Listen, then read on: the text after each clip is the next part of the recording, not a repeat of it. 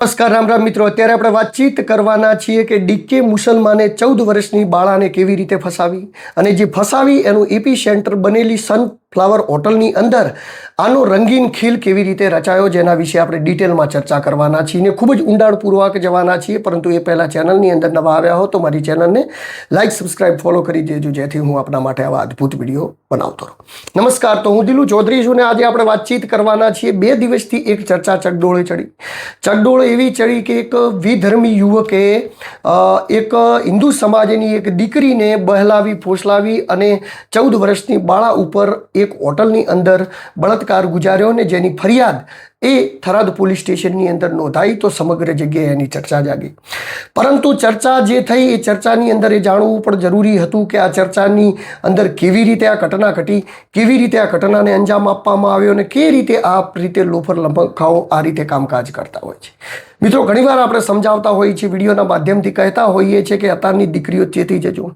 2 કપડે tight ફરતા, fashion અને વ્યસનની દુનિયાની અંદર રહેતા છોકરાઓ બાઇક લઈને ફરતા, છોકરાઓ પાછળ આજકાલની છોકરીઓને અચાનક ખબર નહીં કે કેમ ઘણી બધી છોકરીઓ ગલત માર્ગે દોરાઈ જતી હોય છે. તો આવા લફંગાઓથી ચેતવું જોઈએ, જે લફંગાઓ તમારો ખોટો ઉપયોગ કરી શકે છે, જે લફંગાઓ તમને ખોટી રીતે ફસાવી શકે છે અને તમારી સાથે એવા કૃત્યો કરી શકે છે કે જેની તમે કોઈ કલ્પના પણ નહીં કરી.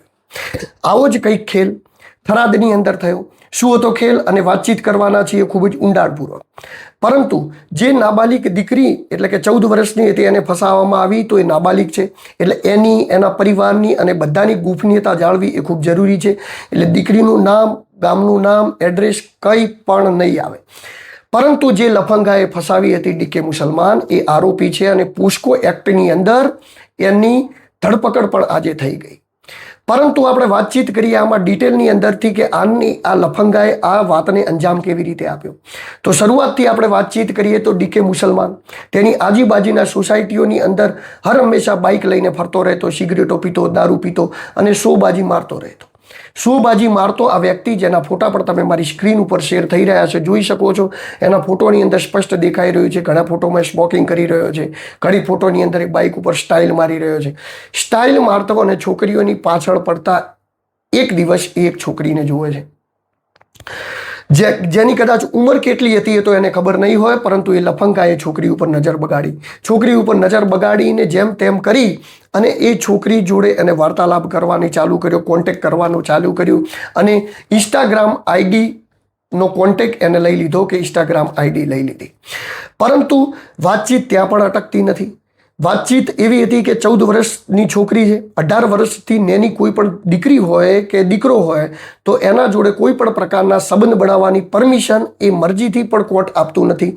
કારણ કે નાબાલિગ એક્ટની અંદર આવે એટલા માટે જ પોસ્કો લાગે. તો એની મરજી એ મરજી ન ગણાય. પરંતુ આ લફંગાએ બાળ બુદ્ધિની અંદર આવેલી 14 વર્ષની બાળા કાંઈ પણ સમજતી ન હતી. આજે જ્યારે એને પોલીસ સ્ટેશન લાવવામાં આવ્યો હતો ત્યારે એ જગ્યાએ પણ આપણે પહોંચ્યા હતા. એ જગ્યાની પણ તમને તસવીર એકવાર હું બતાવી દઉં તો એના ચહેરા ઉપર બિલકુલ માસૂમિયત ન હતી. એકદમ હેવાન તરીકેનો લાગતો એ આરોપી હતો અને એ આરોપીને અહીંયા જેલની પાછળ ત્યાં રાખવામાં આવ્યો હતો.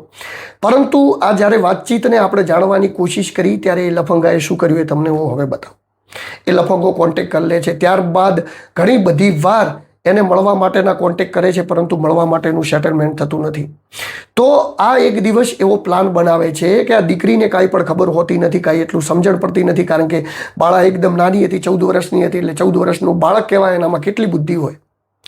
તો આના મિત્રને વાતચીત કરે છે કે આ બાળાને તું એક જગ્યાએ લઈને આવ, જે જગ્યાએ હું તને લઈને આવવાનું કહું. તો એનો મિત્ર જે રિક્ષા ચલાવતો હતો, જેનું નામ હજી સુધી જાહેર નથી થયું.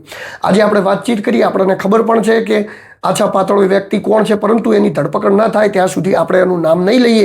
કદાચ જો બીજો એપિસોડ બનાવવાનું થશે તો એનું નામ લઈશું.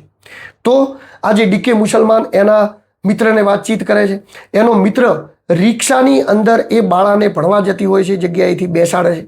બેસાડા પહેલી બાળાને એક ધમકી આપવામાં આવે છે કે જો તું નહીં આવે તો તારા મા બાપ કે તારા મમ્મી પપ્પાને અમે મારી નાખીશું. આવી રીતની વાતચીત કરવામાં આવે છે. ત્યારબાદ તેને ત્યાંથી રિક્ષામાં બેસાડવામાં આવે છે અને રિક્ષાની અંદર બેસાડી અને એને એક હોટલની અંદર લઈ જવામાં આવે. મિત્રો, આ જે હોટલની અંદર લઈ જવામાં આવે છે એની તસવીર મારા ઉપર શેર થઈ રહી છે. થરાદની સનફ્લાવર હોટલ છે. આ હોટલના માલિકનું નામ અભાજી છે. અભાજી ખીમાણાવાસ રહે છે અને એ આ હોટલ ચલાવે છે અને આ હોટલની અંદર એ રંગીન કાંડ ઘટ્યો હતો, જે કાંડ વિશેની ચર્ચા અત્યારે સમગ્ર ગુજરાત અને બનાસકાંઠામાં થઈ રહી છે. તમે જુઓ, 14 વર્ષની બાળા ને હોટલ ઉપર રિક્ષાવાળો લઈને જાય છે અને હોટલ ઉપર 14 વર્ષની બાળાનું આધાર કાર્ડ કે આઈડેન્ટિટી પ્રૂફ લીધા વગર જ એ હોટલની અંદર એમને પ્રવેશ આપી દેવામાં આવે છે.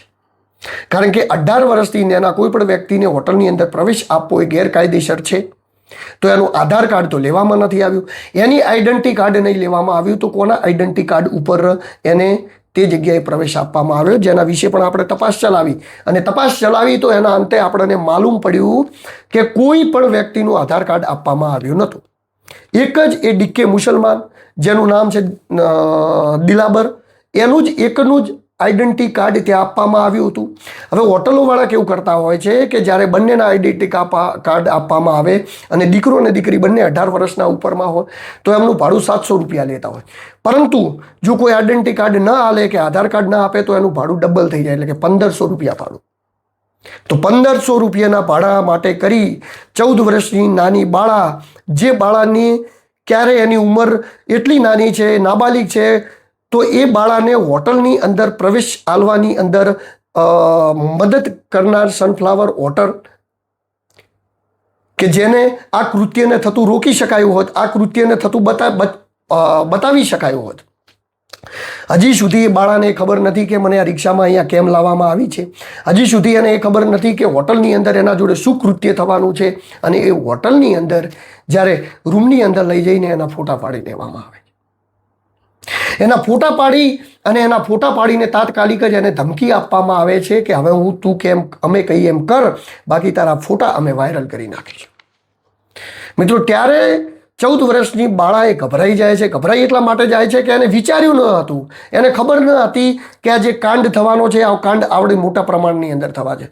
તો ગભરાઈ ગયેલી બાળા એ જગ્યાએ ચૂપ રહી જાય છે ને એના ઉપર 2 વાર દુષ્કર્મ ગુજારવામાં આવે છે. એ હવે નિયતે કદાચ એ નહીં વિચાર્યું હોય રાક્ષસે કે આ જે બાળા છે 14 વર્ષનું બાળક છે.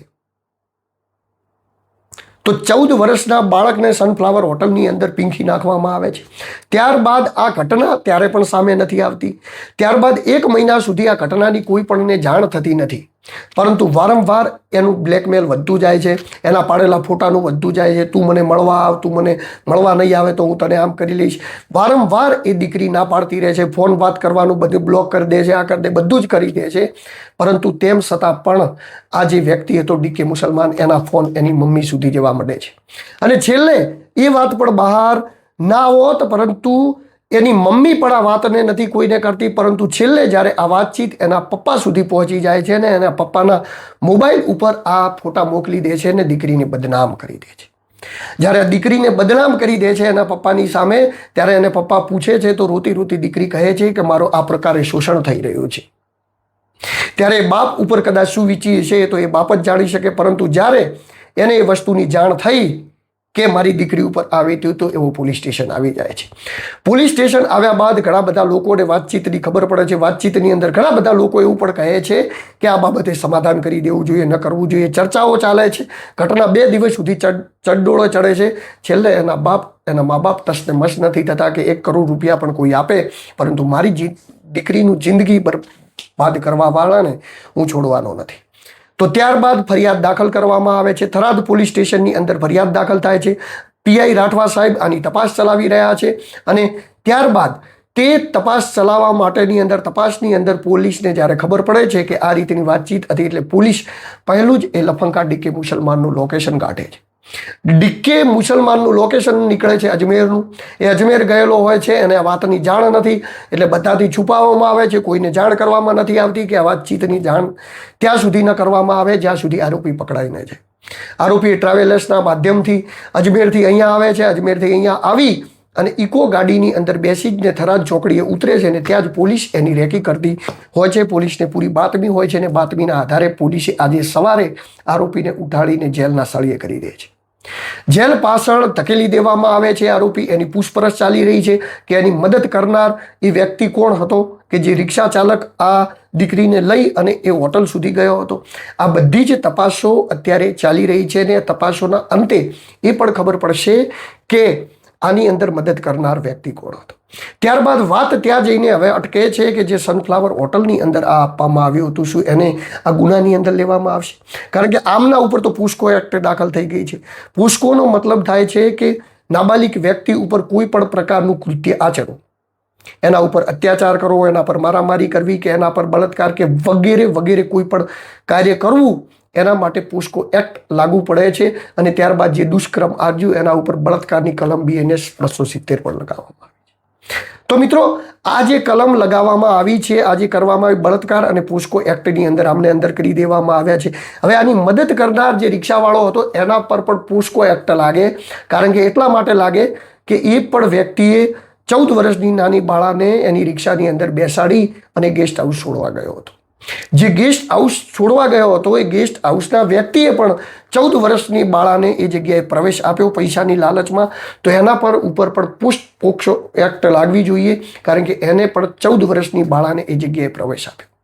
જો ભારતીય સંવિધાન, ભારતીય કાયદો એવું કહેતું જ નથી કે 18 વર્ષથી નાનું કોઈ પણ બાળક હોય કે કોઈ પણ દીકરી કે દીકરો હોય તો એની કોઈ પણ મરજી, એ મરજી કે એની નામરજી કાંઈ જ પણ ગણાતું નથી. એની મરજીને મરજી ગણવામાં આવતી નથી, કારણ કે મરજી કરવાને લાયક જ 18 વર્ષે બને છે. તો પછી એની મરજી નહીં, એના મા બાપની મરજી ગણી શકાય. તો કોઈ પણ જગ્યાએ આવા 14 વર્ષથી નાના બાળકને પ્રવેશ જ શું કરવા આપવો જોઈએ? તો એ જે હોટલ ચલાવે છે અભાભાઈ, એ એમના મેનેજર અને જે પણ લોકોએ આની અંદર સંડોવાયેલા હોય તમામ લોકો ઉપર પોલીસને કાર્યવાહી કરવી જોઈએ. અને કાર્યવાહી એટલા માટે કરવી જોઈએ કે જ્યારે આવી સમાજની અંદર જે ઘટનાઓ ઘટતી હોય છે ને એમાં સૌથી વધારે કોઈ જવાબદાર હોય ને તે હોટલો અને ગેસ્ટ હાઉસ છે, જ્યાં ખુલ્લેઆમ બેફામ ખરાબ ધંધા ચાલે છે. પૂરી દુનિયા જાણે છે કે ગેસ્ટ હાઉસોની અંદર શું ચાલે છે. અહીંયા કોઈ ગેસ્ટ નથી આવતા, અહીંયા કોઈ ટુરિસ્ટો નથી આવતા અને અહીંયા કોઈ ટુરિસ્ટો માટે રહેવાની વ્યવસ્થા નથી. સદંતર ખોટા ધંધા ચાલે છે અને ખોટા ધંધાની અંદર સૌ બધા ભાગીદારી કરીને ખાતા હોય છે. તો આ ધંધા પણ બંધ થવા જોઈએ. આ ધંધાનો મૂળભૂત હેતુ એ જ છે કે જો પહેલા ગેસ્ટ હાઉસો ઉપર જો આ રીતે બેન મારવામાં આવશે કે જે ગેસ્ટ હાઉસોને એ ખબર નથી પડતી કે 14 વર્ષની બાળાને આઈડેન્ટિટી પ્રૂફ વગર તમે હોટલની અંદર પ્રવેશ કેવી રીતે આપી શકો. ઘટના ઘટવાની હતી ઘટી ગઈ, આબરૂ જવાની હતી એમની જતી રહી. હવે એ તો સજા, જેને ખોટું કર્યું છે ડીકે મુસલમાને તો જિંદગી પર સજા કાપશે, પરંતુ જે પરિવારને આની અંદર વીતી ગયું, જેમની દીકરી હતી, એ પરિવાર જે સજા કાપશે એ સજાનું શું? એ સજા કોના લીધે કાપી? એ તમારા જેવા ગેસ્ટ હાઉસ ચલાવતા લોકોના લીધે સજા કાપવી પડે છે, કારણ કે એ સજા માટે મેન કોઈ જવાબદાર હોય તો એ તમે છો, કારણ કે તમે તમારી હોટલોની અંદર 14 વર્ષથી એની બાળાઓને પ્રવેશ આપો છો. માનવતાની નાતે ભાઈ તમને શરમ આવી જોઈએ યાર. પૈસા કમાવાના હોય, પૈસા રાખવાના, પણ એવી રીતે પૈસા કમાશો